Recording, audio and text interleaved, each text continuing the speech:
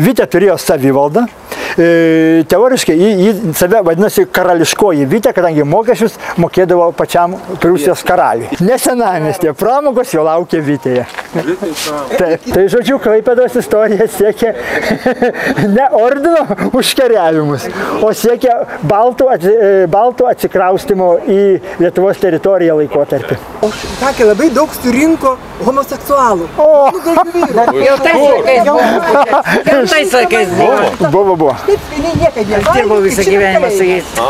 Ar kada pagalvojate, kad net gerai pažįstamame mieste galima pasiklysti, galbūt ir tarp mūsų kanalo bičiulių yra tokių, kurie nors ir gimė ir užaugę Klaipėdoje ar netoliese, vis dar atranda ką nors naujo mūsų mieste.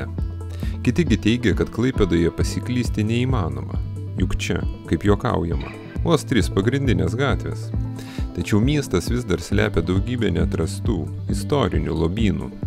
Šiame reportaže kviečiame jūs į trumpą kelionę po senąsias Klaipėdos gatves. Mūsų gidas, paveldosaugininkas, rašytojas Audrius Valickas. Atvers istorijos puslapius ir parodys vietas, pro kurias galbūt praėjote ne kartą, bet niekada neatkreipėte dėmesio. Vienas iš tokių objektų iki šių dienų išlikęs statinys Jūros gatvėje. Ar numanote jo paskirtį? Labai aukštą kaminą. Labai aukštą. Kam? Tam, kad dūmai neįtų gyventojams po langus. Ir kol savo spėjimus rašote komentaruose, mes pradedame savo kelionę. Su Audriumi susitikome šiltą vasaros popietę Karlskronos aikštėje. Į ekskursiją buvo pakviesti 3-ojo amžiaus universiteto klausytojai. Tačiau mūsų būrelis kelionės metu nuolatos keitėsi. Prie jo vis prisijungdavo smalsūs praeiviai. Tad ir jūs kviečiame kartu bent šiek tiek pasinerti į senosios Klaipėdos istoriją. Jei šis pasivaikščiojimas jums patiks, nepamirškite pasidalinti savo įspūdžiais komentaruose ir palaikyti mūsų veiklą patiktukais. Taip žinosime, kad verta tęsti panašias iniciatyvas. Planas būtų maždaug toks. Perėję per tiltą mes po truputį prasivaikščiosim, taip sakant, išlikusiomis senosios Vytės gatvelėmis. Pravesiu pro buvusią didžiąją Vytę, paskui šiek tiek parodysiu, kurioje vietoje maždaug lokalizavosi istorinis rajonas Mažoji Vytė. Galų gale ir iš ten mes įeisim į Bomelio Vytę, kol pasieksim Kapinaitės. Maždaug toks bus maršrutas, pakeliui sustojant prie tokių žymesnių objektų, parodant, kas išliko, ko jau nebeturime. Nu va, mes dabar prieinam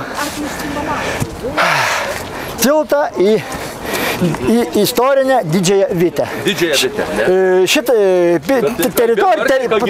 teritoriją, į kurią pateksim, dažniausiai yra vadinama Didžioji Vytė, nors įvairiais laikotarpiais ji turėjo ir kitus pavadinimus. Ji buvo vadinama ir Karališkąja Vytė, ir Valdiškąja. Šitas tiltas yra statytas sovietmečiu. Ateikit, negirdėjo žmonės, žinai. Taip, šis tiltas yra pastatytas sovietmečiu senojo Karolio tilto vietoje.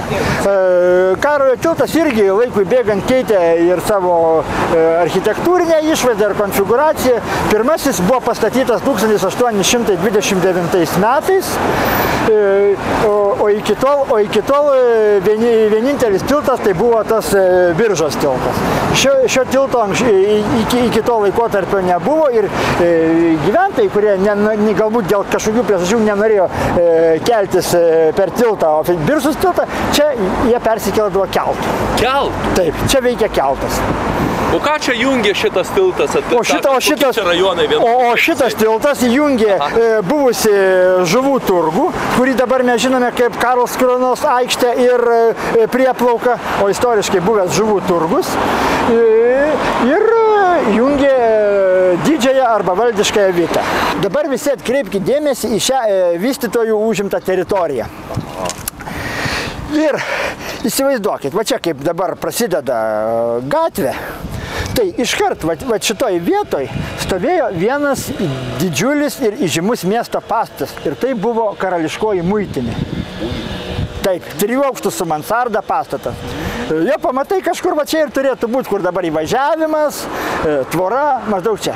Jis, sakant, buvo gana didelis, užėmė visą kvartalą, laikui bėgant jisai keitė architektūrinę išvaizdą, plėtėsi, pokariu jis buvo nugriautas. O toliau už jo buvo sandėlių kompleksas, kuris tęsiasi iki pat šiaurinio rago. O šiaurinė neliko absoliučiai nieko. Šiaurinėme rage buvo vienas paveldo objektas, kurį paveldu pripažino netgi patys vokiečiai. Ir tai buvo, kaip tas vadinasi, smalos virykla. Nebėkit taip, nebėkit taip. Palaukit manęs. Aha, palaukit manęs. Taip. O dabar mes patenkame į istorinę Locų gatvę. Dabar vadinama... Lietuviškai Locų. Kodėl Locų? Locų gatvė istorinė. Dabar mes vadiname ją nuo sovietmečio pavadinimu Jūros gatvė. Taip. Kodėl Locų? Gal gali paaiškinti? Nuo žodžio Locmanai gal? Taip. Nu, va, Locmanai. Taip. O kaip teisingumas ir teisė, ne tas pats Locus su Taip. Labai Taip. Nu va, ir dabar galim po truputį eiti į priekį ir kai ką aš parodysiu. Čia kalėjimo vidinis kiemas. Taip, čia vidinis kiemas, bet čia viskas dabar tai, ką šitą vaizdą matom, tai čia yra praktiškai neskaitant tvoros, čia yra jau sovietinės rekonstrukcijos palikimas. Sandėliukai, garažiukai. Taip, sandėliukai, garažiukai. O mes dabar esam prie vieno žymiausių miesto pastatų, tai teismo ir kalėjimo kompleksas. Nu, kaip sakant, kad ir kaip būtų miestas, bet jis be šitokio statinio negalėjo būti ne tik dabar, bet ir anksčiau. Taip. Ir šitas kompleksas, sklypas šitam kompleksui buvo jau pradėtas formuoti iškart po didžiojo miesto gaisro ir 1862 metais pagrindinis pastatas, jis dar nebuvo išaugęs į šitokį didelį kompleksą, bet pagrindinis pastatas jau buvo pastatytas. Čia vokiečių čia statyta, vokiečių.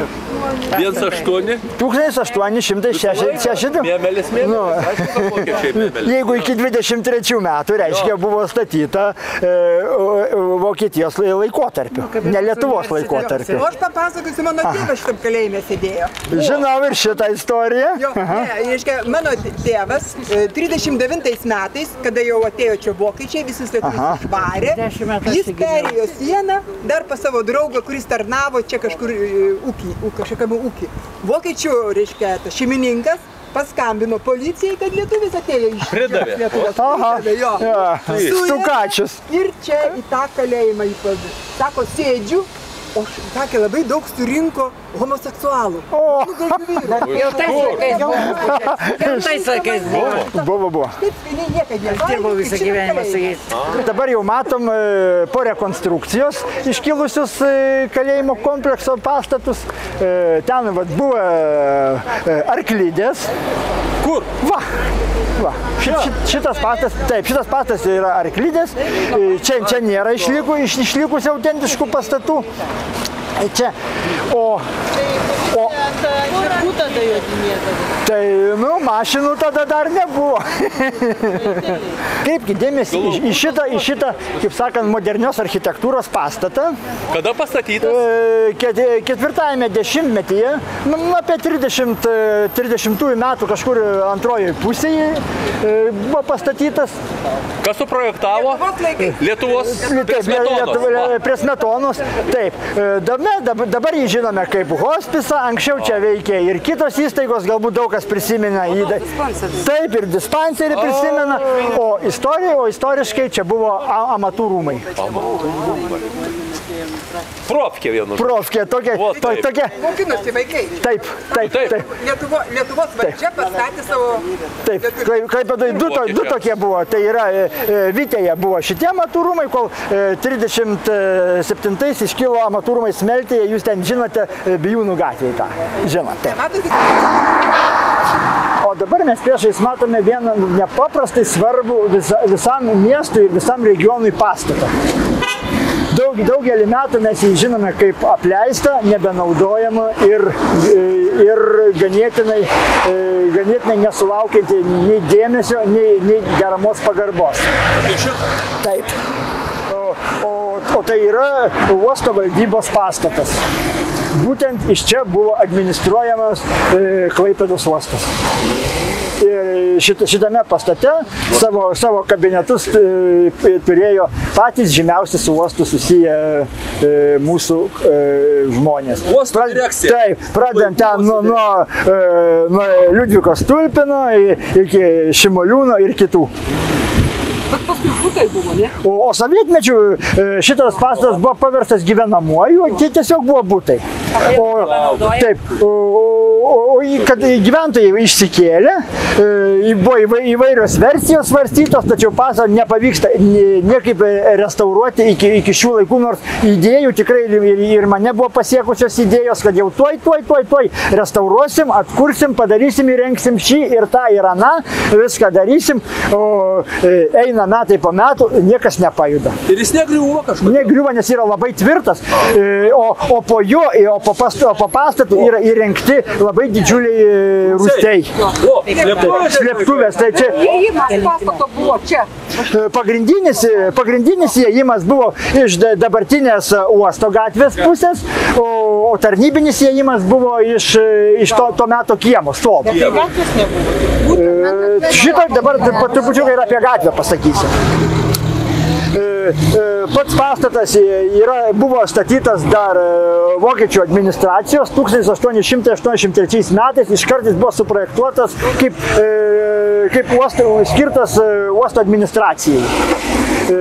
Kadangi būtent čia buvo strategiškai jam labai patogi vieta, nes čia pat jau ėjo žiemos uostas, o toliau jau ėjo visas uosto krovos darbai, viską vyko, žodžiu, jam buvo pasirinkta labai strategiškai patogi vieta.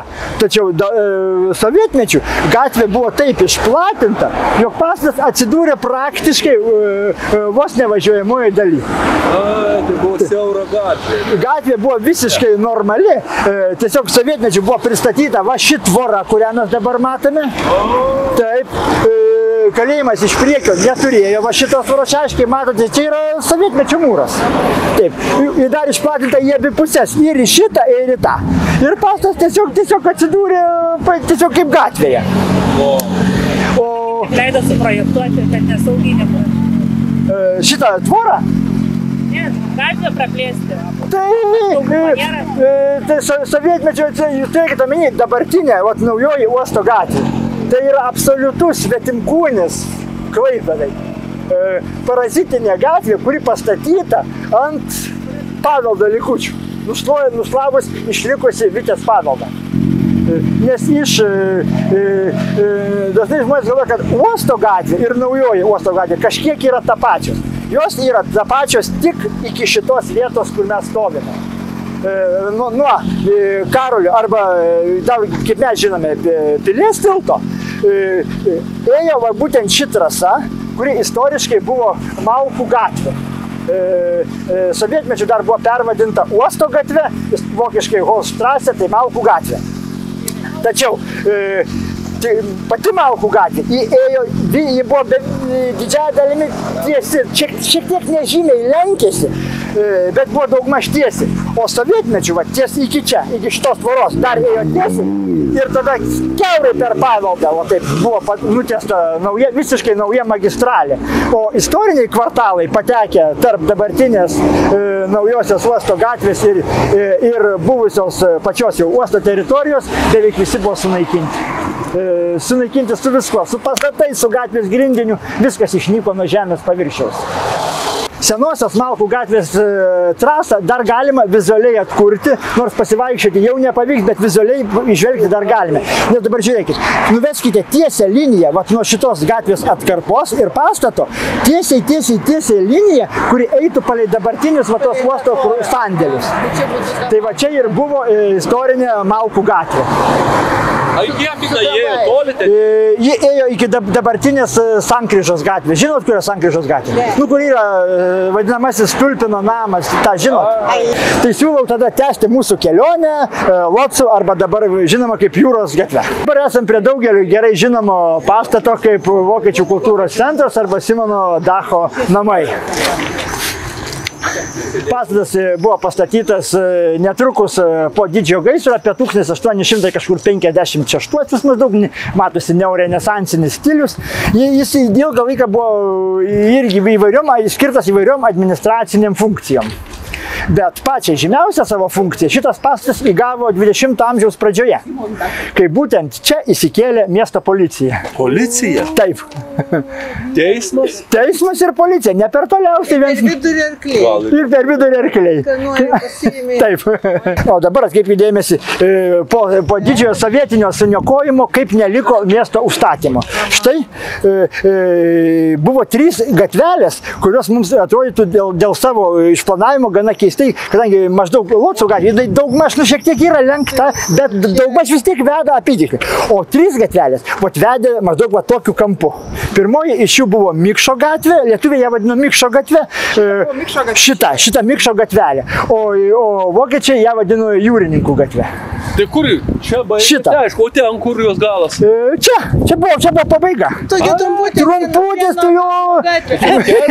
O iš tikrųjų ne visai, keli namai stovėjo. Bet tas namas taip įstrižai, o kampu, to gal nebuvo. Aha, ne, buvo čia irgi 20 amžiaus pradžios pastatas, o gatvelė irgi turėjo kelis namukus ir ėjo iki pat Malkų gatvės. Irgi va dar vienas puikus fragmentas, kur galime...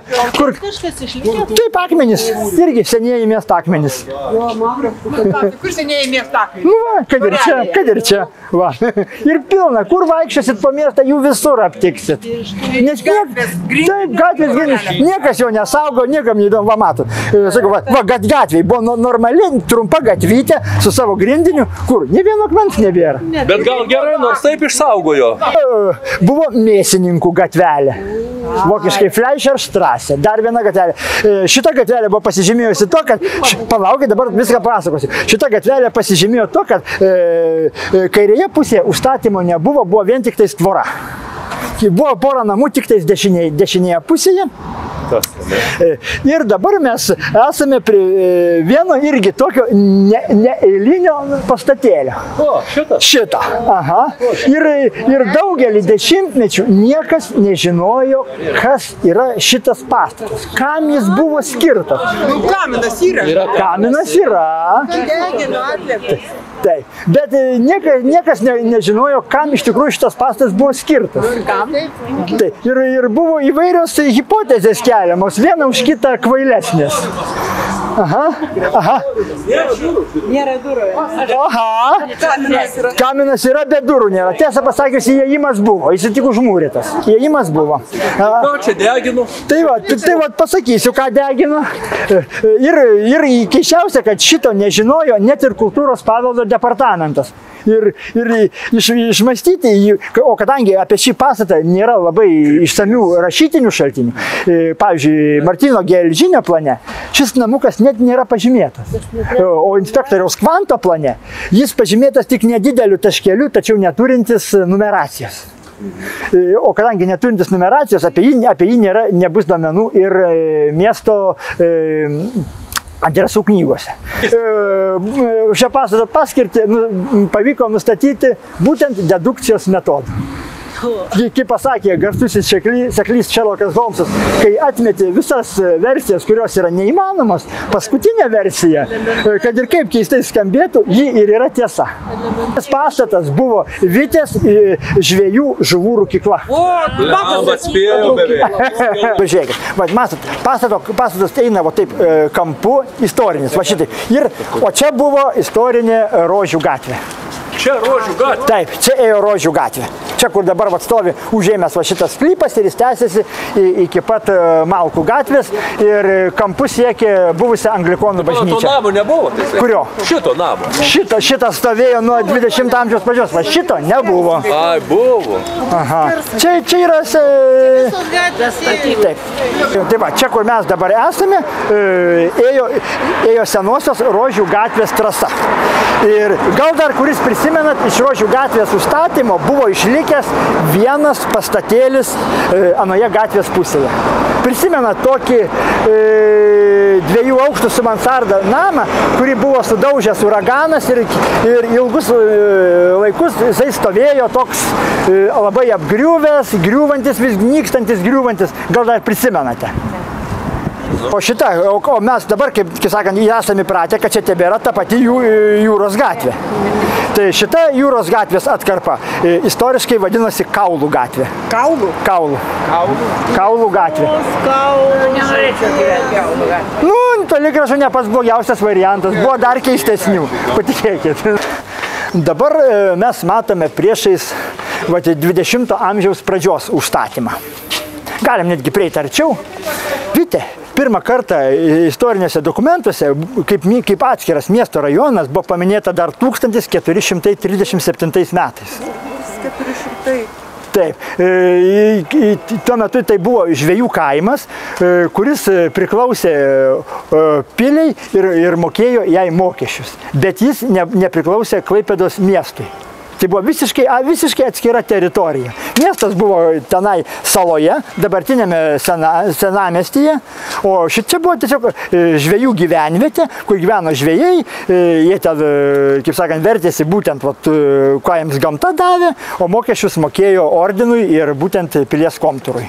Visa šita teritorija pagal 1252 metų miesto įkūrimo sutartį juridiškai priklausė miestui. Nes sutartį, kurią pasirašė Kuršo vyskupas Heinrichas ir Livonijos ordino magistras Eberhardas von Zelnė, jis aprėpė labai didžiulę teritoriją. Praktiškai tuo metu jų suplanuotas miestas beveik atitiktų dabartinės Klaipėdos dydį.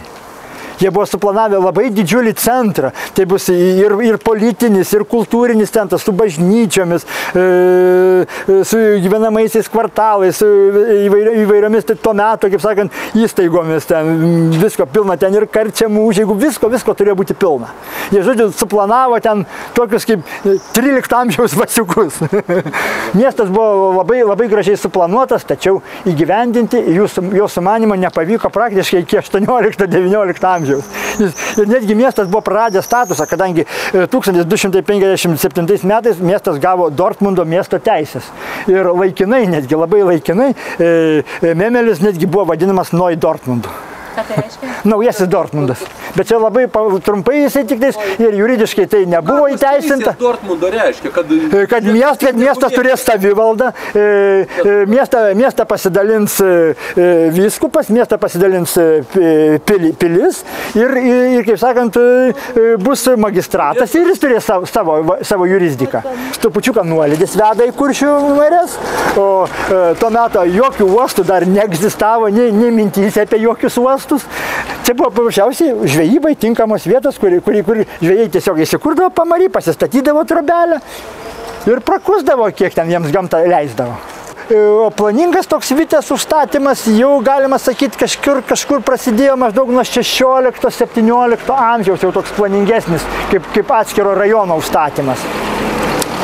Ir taip maždaug jau 18-19 amžiuje jau susiformavo Vitė kaip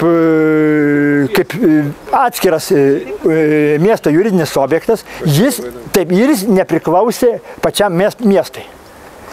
Miesto magistratas Vitės nevaldė. Vitė turėjo savivaldą. Teoriškai jį save vadinosi karališkoji Vitė, kadangi mokesčius mokėdavo pačiam Prūsijos karaliui. Tiesiai, taip. Taip, Vitės tuo metu Vitės išplanavimą galima maždaug atsekti pažvelgus į išlikusius tuo metu miesto planus. Jie dar neprimins dabartinio miesto struktūros, kadangi Vitė labai smarkiai nusiaubė didysis miesto gaisras. Praktiškai po didžiojo miesto gaisro Vitė beveik visa buvo atstatyta.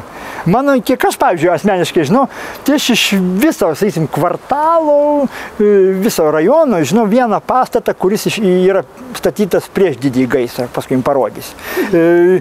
Daugiau iš priešgaisrinės epochos mūsų beveik nepasiekė niekas, išskyrus kai kurių gatvių trasas, bet ir jos po gaisro buvo pakoreguotos ir perstatytos naujai. Jos jau šiek tiek buvo patiesintos, gal priderintos labiau prie miesto poreikių, kad būtų geriau miestui pasiekti.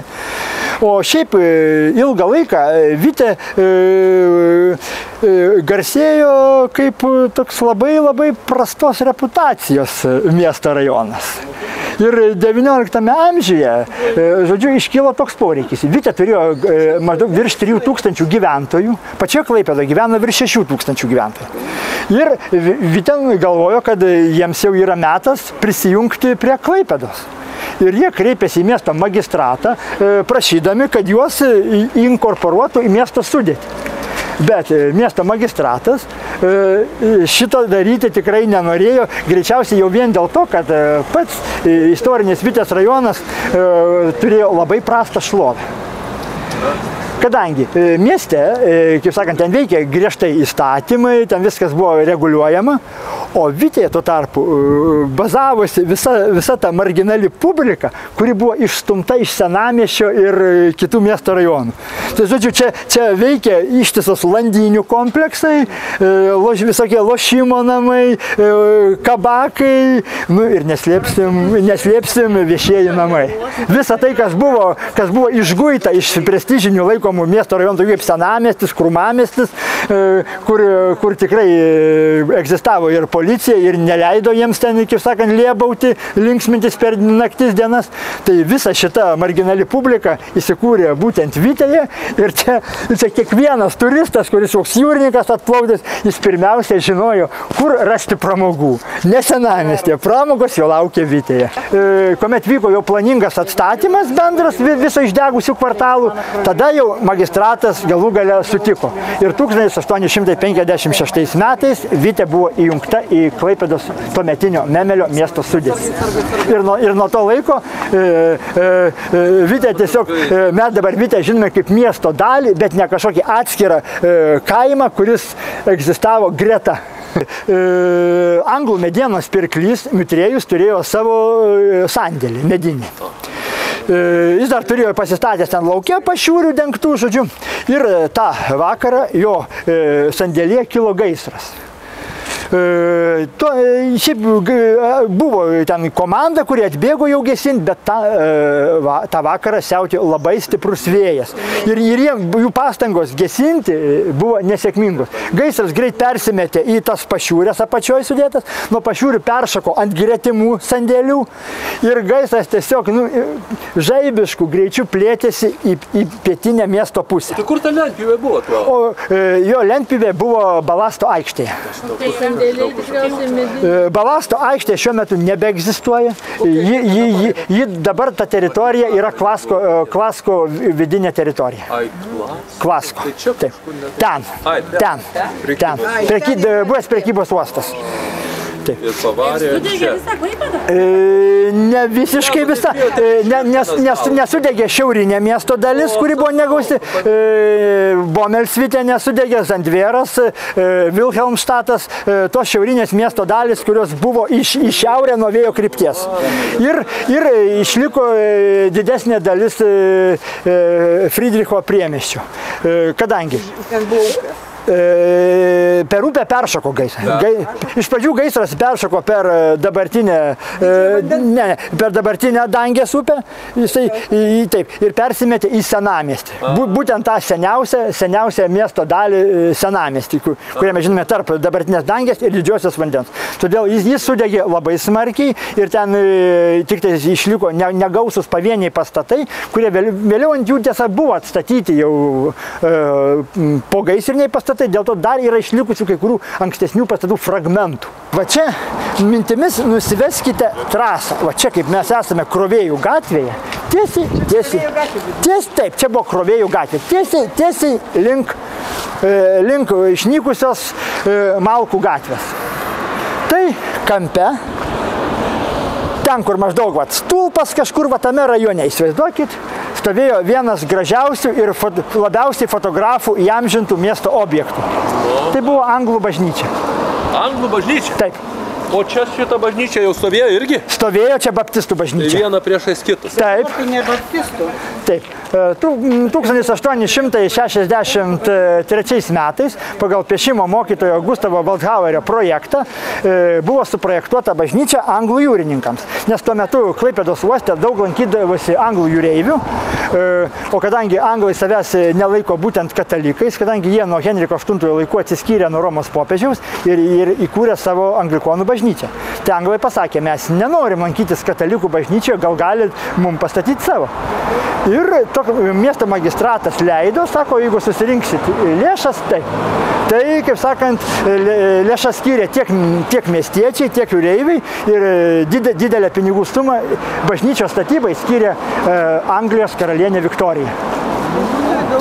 Taip. Ir uosto pašonėje, Malkų gatvėje, iškilo anglų bažnyčia. Pati bažnyčia, jinai nebuvo didelė, gana kukli ir miesto planuose matome, kad gana nedidelio, tačiau turėjo įspūdingą ir labai vizualų bokštą. Tai buvo viduramžių angliškosios gotikos stiliaus bokštas, kurį labai buvo pamėgę visi fotografai. Kas nors turistai, kurie atvažiuodavo, visų pirma fotografuodavo šitą miesto objektą. Išlikusi daugybės atvirukų įvairiais rakursais, kaip atrodė šis statinys. Bet ne mūrinė buvo. Mūrinė, tai be abejo mūrinė buvo. Aiškia, bomba nukrito. Nieko nenukrito. Niekas nenukrito. Nesupratau. Taip, o jos likimas buvo toks. Iš pradžių anglų, kaip sakant, jūreivių skaičius mieste vis mažėjo, kol, kaip sakant, bažnyčia nebeatliko savo pirminės funkcijos kaip anglų tikėjimo jūreiviams aptarnauti.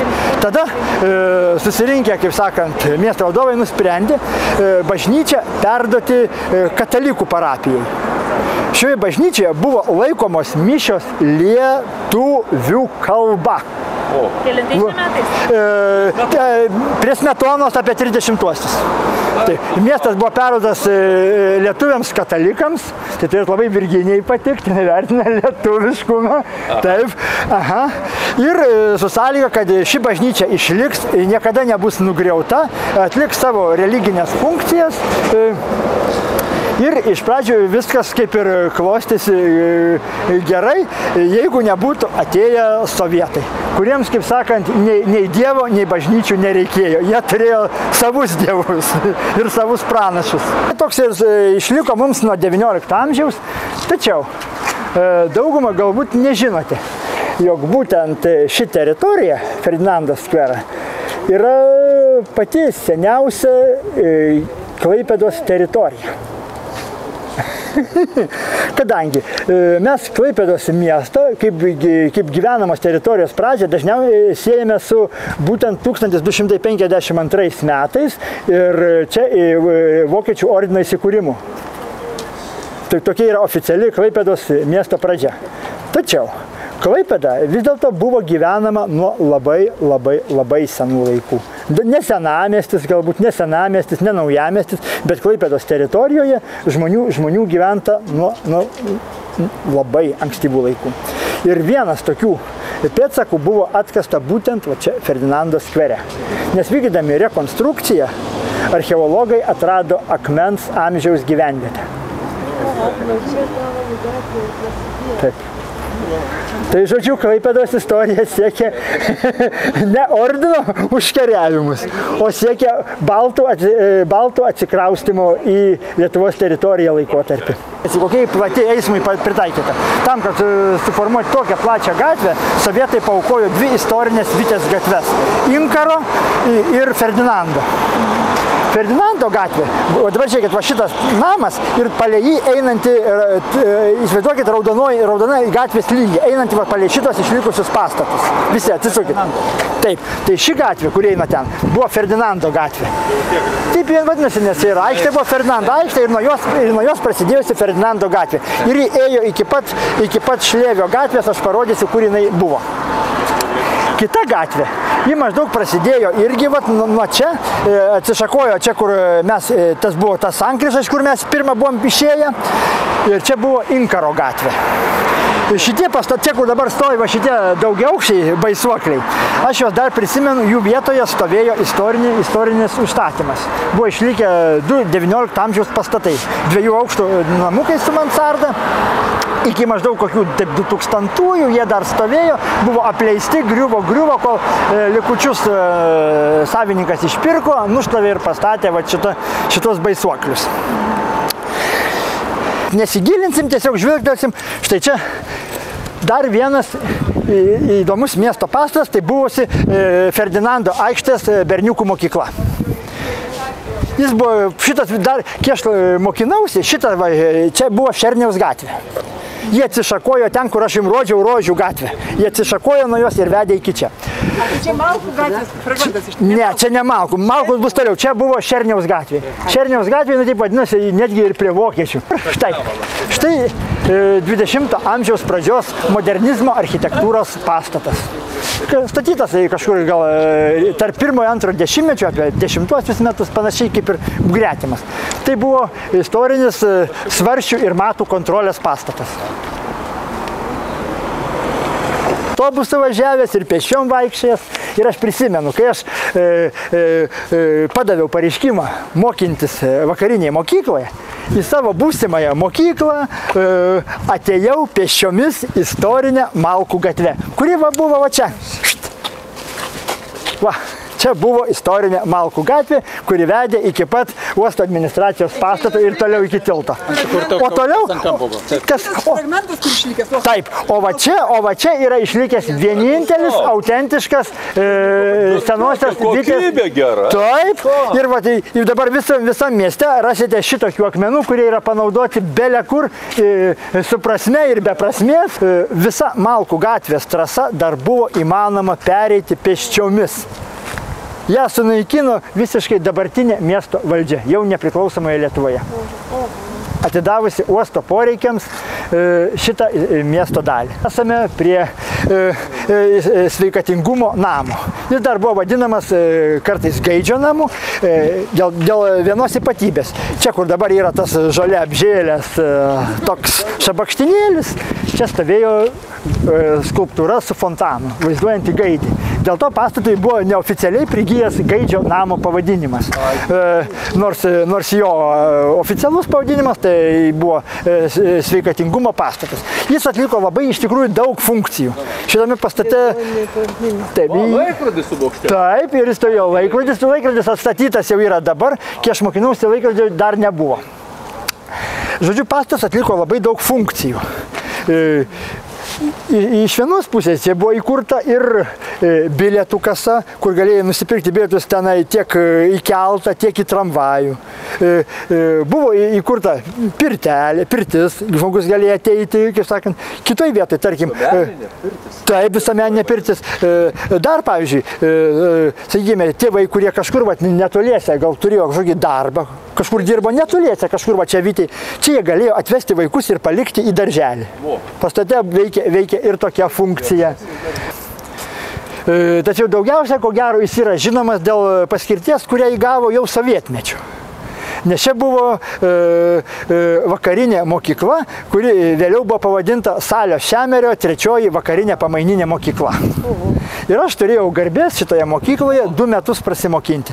Pastatas beje iškilo buvusios Sankrovos aikštės vietoje.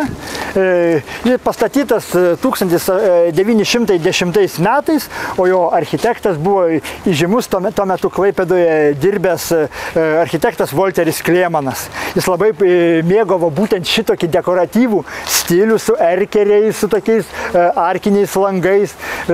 Jo buvo tokia vizitinė kortelė. Kartais netgi pažvelgus į pastatą galima sakyti, ar tik ne Klėmanas projektavo, nes jo labai buvo toks ryškus kūrybinis braižas. Čia yra net likęs originalus užrašas, tai parašas ar architektas? Gali būti, taip. Kur? Aha, jis atidengtas. Stedlichė tai reiškia miesto, Wolf, miesto sveikatingumo namas. Labai gerai matosi visa gatvės trasa ir nors neišliko didžioji dalis užstatymo, kaip styga, bet labai puikiai matome vieną iš tų tiesių kaip styga Vitės gatvelių. O čia buvo Grandinių gatvė. Grandinių? Taip.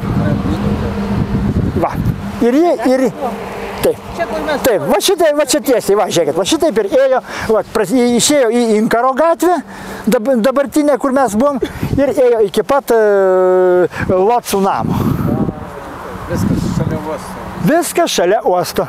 Taip, nes ir pavadinimai yra išlikę specialiai tokie jūriniai. Grandinių. Taip, buvo ten virvininkų, grandininkų gatvės. Taip, visą tai liudija tuos laikus, kai uostas dar buvo gana nedidelis ir daug buvo privačių, kaip sakant, savininkų, kurie čia pat gyveno, čia pat žvejojo, čia pat remontavo, statėsi laivus ir vyko gyvas toks žmonių judėjimas, neatribojant piliečių nuo uosto. Vėtrungės dar matosi 15, nes kai aš mokinausi, čia, kaip sakiau, uosto gatvė, čia dar visur buvo vaikštama. Šita visa uosto teritorija, kuri dabar čia yra krovos aikštelė. Čia egzistavo Malkų išlikusi gatvė su Grandiniu, čia stovėjo namai, dar gyvenamieji ir šitą pastatą aš dar prisimenu, iki šito bokštelio jisai dar neturėjo. Dabar iš čia ko gero geriausiai matysim. Ir štai mes dabar esame prie dar vieno įžymaus pastato, tai yra Locų namas. Šitame pastate gyveno miesto locmanai, kurių pareiga buvo budėti, kas įplaukė į uostą. Jų pati darbo vieta buvo šiek tiek tolėliau, kur stovėjo Locų bokštas. Pats pastatas yra daugmaž išlikęs autentiškas, tačiau sovietmečių iš abiejų pusių jis buvo pristatytas jau to meto pastatai priestatais. Tie du šoniniai priestatai išdygė apie 60-uosius. Šitie du priestatai jie didelės istorinės vertės neturi, kadangi tai yra sovietmečio priestatai, tačiau vidurinioji dalis, taip, tai ir yra būtent tas garsusis Locų namas. Ir mes dabar turim dar vieną kvartalą išlikusi, mus pasiekusi kažkokio stebuklo dėka iš istorinių laikų, tai yra Levendrų gatvė. Levendrų gatvė dabar. Levendrų? Taip, jinai taip vadinasi. Nu, va, toks pavadinimas sugalvotas mūsų išmintingų valdžiažmogių. Dabar ši gatvė turi labai nedidelę tik tais fragmentą, va čia tie pastatėliai, du iš šitos pusės, vienas iš tos, o istoriškai ta gatvė ėjo dar toliau tiesiai ir jinai sudarė va tokią U raidės formą. Taip, ji dar suko į plačiąją gatvę. Čia mes dar turime, kaip sakant, išlikusias su labai negausių statymų medžiotojų ir karklų gatvės. Medžiotojų gatvė yra išsaugojusi savo pavadinimą, kadangi ir vokiškai jinai vadinasi Jägerstraße. Taip, Ana, ten ateinant į medžiotojų gatvelę. Pagrindė išskyrus, plakit, praleiskime mašiną. Didžiąją dalimi medžiotojų gatvės sustatymo nebėra, nes apie 70-uosius metus buvo sunaikintas istorinis sustatymas, gyventojai iškeldinti, o jų vietoj pastatyti to meto sovietiniai daugiabučiai. Čia yra namas, kuriame irgi savo metu gyveno uosto vadovas ir žymus jūrininkas, tai Liudvikas Tulpinas. Tulpino namas? Tulpino namų vadinamas. Ir čia yra išlikęs fragmentas iš autentiško Grindinio. Dar vienas, labai nedidelis. Taip. Vam priekyje, mat? Taip, dabar mat. Aš labai gerai prisimenu dar laikotarpį, kai šitų standėlių nebuvo ir ties šita vieta baigėsi istorinė Malkų gatvė, o tuo pačiu baigėsi ir rajonas, kuris žinomas kaip Karališkoji arba Didžioji Vitė. O čia jau prasidėjo? O čia jau prasidėjo rajonas, kuris vadinamas Kleinė Vitė, Mažoji Vitė. Mažoji Vitė labai skiriasi nuo didžiosios. Pirma, jinai buvo labai maža. Formavosi jos irgi maždaug tuo pačiu laikotarpiu, irgi ordino laikotarpiu kažkur galėtų būti formavimosi pradžia. Tačiau ji buvo labai maža ir jos struktūrą sudarė dvi susikertančios skersai gatvės. Buvo Apkasų, vokiškai Schanzenstraße ir Paradiesstraße, Rojaus gatvės. Dvi tos gatvelės susikerta tokiu kampu nuo Rojaus gatvė dar atsišakojo keli tokie maži skersgatviukai, o pats žymiausias objektas stovėjęs Mažojoje Vytėje, tai buvo Balasto mokykla. Balasto? Balasto mokykla. Jie atitiktų kaip maždaug dabar būtų jūreivystės mokyklos tokį lygį. Taip, Mažoji Vytė yra labiausiai nukentėjęs miesto rajonas, jeigu dar galima į tai pavadinti. Jokais pavadinau klaipėdietišką Hirošimą, nors apibūdinimas dar netiklus. Nes pavyzdžiui, Hirošimai po branduolinio sprogimo dar kažkas liko. Liko saugomi kažkokie sienų fragmentai, ten sustiklėję. Iš Mažosios Vytės neliko absoliučiai nieko.